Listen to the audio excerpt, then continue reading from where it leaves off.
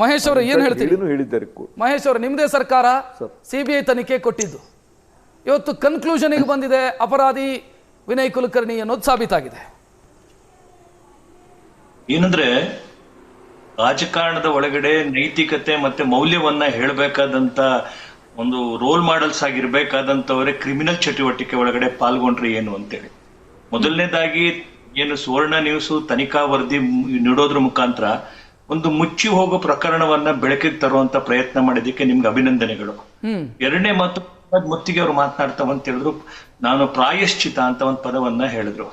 ಇದರಲ್ಲಿ ಪ್ರಾಯಶ್ಚಿತ ಮಾಡ್ಕೋಬೇಕಾಗಿರುವಂತದ್ದು ಕಾಂಗ್ರೆಸ್ ಪಕ್ಷ ಇವತ್ತು ಕ್ರಿಮಿನಲ್ ಮತ್ತೆ ಕ್ರಿಮಿನಲ್ ಚಟುವಟಿಕೆ ಇರೋರಿಗೆ, ರೌಡಿ ಶೀಟರ್ಸ್ ಗಳಿಗೆ ಇವತ್ತು ರತ್ನಗಂಬಳೆ ಹಾಸಿ ಇವತ್ತು ರಾಜಕೀಯ ಅವಕಾಶಗಳನ್ನ ಕೊಡ್ತಿರ್ತಕ್ಕಂಥದ್ದು. ಈ ಕ್ರಿಮಿನಲ್ ಚಟುವಟಿಕೆಗೂ ಮತ್ತೆ ಕಾಂಗ್ರೆಸ್ಗೆ ನೀವು ಎಲ್ಲ ಹೈ ಪ್ರೊಫೈಲ್ ಯಾವುದೇ ಕೇಸ್ಗಳು ತೆಗೆದುಕೊಂಡು ನೋಡಿ, ದೇಶದ್ದು ಎಲ್ಲ ಒಂದು ಕಾಂಗ್ರೆಸ್ಗೆ ಲಿಂಕ್ ಇದೆ.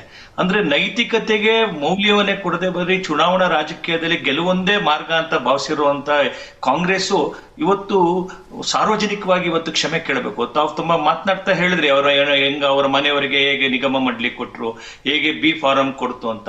ಇವತ್ತು ಯಾರು ಇದಕ್ಕೆ ಪ್ರಾಯಶ್ಚಿತ ಮಾಡ್ಕೋಬೇಕು? ಇವತ್ತು ಪಾಪ ಯಾರು ಇದು ಅಪ್ಲೈಡ್ ಮಾಡಿದ್ದಾರೆ, ಅವರು ಬಸವರಾಜ್ ಮುತ್ತಿಗೆ ಅವ್ರು ಹೇಳಿದ್ರು, ನಾನು ಪ್ರಾಯಶ್ಚಿತ ಮಾಡ್ಕೊಳ್ತಾ ಇದ್ದೀನಿ ಅಂತ. ಇವತ್ತು ಕಾಂಗ್ರೆಸ್ ಚರ್ಚೆಗೆ ಬರ್ದೆ ಬೆನ್ ತೋರಿಸಿ ಓಡಿ ಹೋಗ್ತಾ ಇದೆ. ಇವತ್ತು ನೈತಿಕತೆ ಅಂತಕ್ಕಂಥದ್ದು ಎಲ್ಲಿ ಉಳಿದಿದೆ ಕಾಂಗ್ರೆಸ್ಸಿಗೆ? ಇವತ್ತು ಈ ಕ್ರಿಮಿನಲ್ ಚಟುವಟಿಕೆ ಅಂತಕ್ಕಂಥದ್ದು ಕರ್ನಾಟಕ ರಾಜ್ಯದಲ್ಲಿ ತಾವು ಪದೇ ಪದೇ ಕೋಟ್ ಮಾಡ್ತಿದ್ರಿ, ಬಿಹಾರದಲ್ಲಿ ಆಗ್ತಿತ್ತು ಅಂತ. ಬಿಹಾರದ ರೀತಿ ಒಳಗಡೆ ನಮ್ಮ ರಾಜ್ಯವನ್ನ ಕೊಂಡೋಗಿರುವಂತದ್ದು ಯಾರು?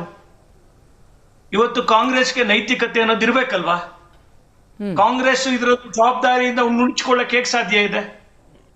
ಅವರನ್ನ ಕರ್ಕೊಂಡ್ಬಂದು ಅವ್ರಿಗೆ ಮೊನ್ನೆ ಡಿ ಕೆ ಶಿವಕುಮಾರ್ ಅವರು ಒಂದು ಕಾಲದಲ್ಲಿ ಏನಾದ್ರು ಅವ್ರಿಗೆ ಅನುಕೂಲಕ್ಕೆ ಆಗ್ಬೇಕು ಅಂತ ಹೋಗ್ಬಿಟ್ಟು ಜೈಲಲ್ಲಿ ಹೋಗ್ಬಿಟ್ಟು ಭೇಟಿ ಮಾಡಿ ಅವ್ರ ಜೊತೆ ಮಾತಾಡ್ಲಿಲ್ವಾ?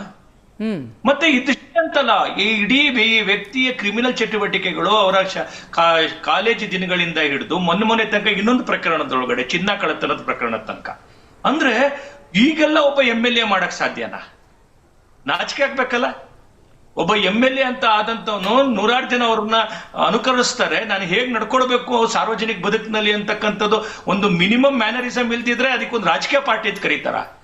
ಈ ವಿಚಾರದೊಳಗಡೆ ನಿಮ್ಗೊಂದು ಮಾತು ಹೇಳ್ತೀನಿ ಕೇಳಿ. ನಮ್ಮ ಪಕ್ಷದ ಒಳಗಡೆ ಒಂದು ಇನ್ಬಿಲ್ಟ್ ಮೆಕ್ಯಾನಿಸಮ್ ಇದೆ.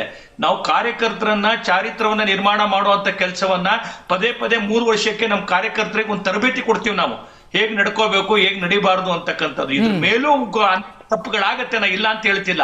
ಆದ್ರೂ ಕೂಡ ವ್ಯಕ್ತಿಯ ನಿರ್ಮಾಣದ ಜೊತೆ ರಾಷ್ಟ್ರ ನಿರ್ಮಾಣ ಮಾಡಬೇಕು ಅಂತ ಕಾರ್ಯಕರ್ತರ ವ್ಯಕ್ತಿತ್ವವನ್ನ ವಿಕಸನ ಮಾಡ್ತಕ್ಕಂಥದ್ದು, ಸರಿದಾರಿ ಕೊಂಡೋಗುವಂತ ದಿಕ್ಕನ್ನು ತೋರಿಸ್ತಕ್ಕಂಥ ರೀತಿ ಒಳಗಡೆ ನಾವು ಅವ್ರನ್ನ ತರಬೇತಿ. ಕಾಂಗ್ರೆಸ್ ಡಾನ್ಸರ್ ಅಂತ ಹೇಳ್ತಾ ಇದೀರಿ ತಾವು, ಅವ್ರು ಉತ್ತರ ಕೊಡ್ಬೇಕಿದಕ್ಕೆ ಅಂತ. ಹೌದು, ಖಂಡಿತವಾಗ್ಲೂ ಮಾತಾಡೋಣ ಸರ್. ನಾನು ಗುರುರಾಜ್ ಅವರನ್ನ ಮಾತನಾಡಿಸಬೇಕು.